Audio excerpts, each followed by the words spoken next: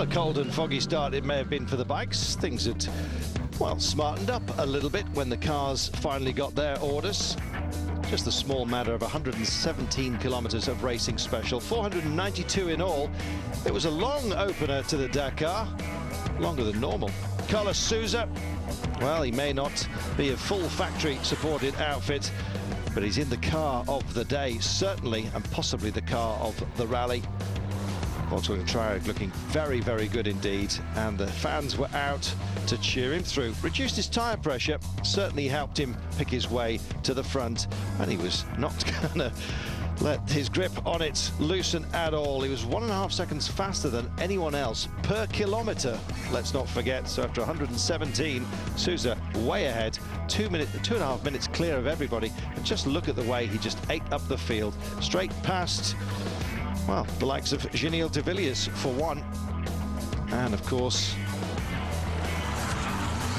Jean-Louis Schlesser as well. And he was carving it up out there, enjoying himself. Here is Gilles de Villiers, top VW, and of course second last year, the quickest non-local on the day. Overtook Alphonse early on and then just drove it home. Sand was much softer than expected. And for those who are following these boys, it was cut up bad. Carlos Sainz finished third on the day, won the opener in 2006, complaining about little grip. Well, it was the same for everybody. 7 seconds slower than de Villiers. And the tight course perhaps suiting his driving style, Sainz. Most WRC-like of perhaps this year's stages, we will see.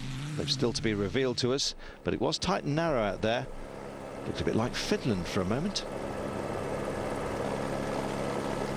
Well, as you can see, they were starting to bunch up. Traffic was starting to be a problem. Harry Vatanen got the same time as Sainz on the day, 4 times winner of the rally, finishing 4th. Knows to hold back and not give it all on the first stages, so maybe an awful lot left in reserve. Some parts of Portugal really do look very African, don't they? Scorched it was out there, and the sand, as we said earlier, just as soft as it is in the desert. The trucks certainly found out all about that. Mark Miller, the quiet man cometh. Yes, they all talk about Robbie Gordon and the boys on the KTM in America, but Mark Miller finished 5th today. Could be a marker for the future. Jutta Kleinschmidt had her troubles. 43rd. Crowd were cheering her through, but she braked heavily to avoid a biker, and we understand it was a battery connector that basically cost her time. 27 minutes behind the lead already after the first stage. That's a big margin. You can make that up in one day on the Dakar, but there's some quality out there, and Jutta must be feeling downcast this evening for sure. BMW, many people tipping them as dark horses. They've taken a belt with that one. Ogel and Shisharit stopped to help Jutta. On board is BMW.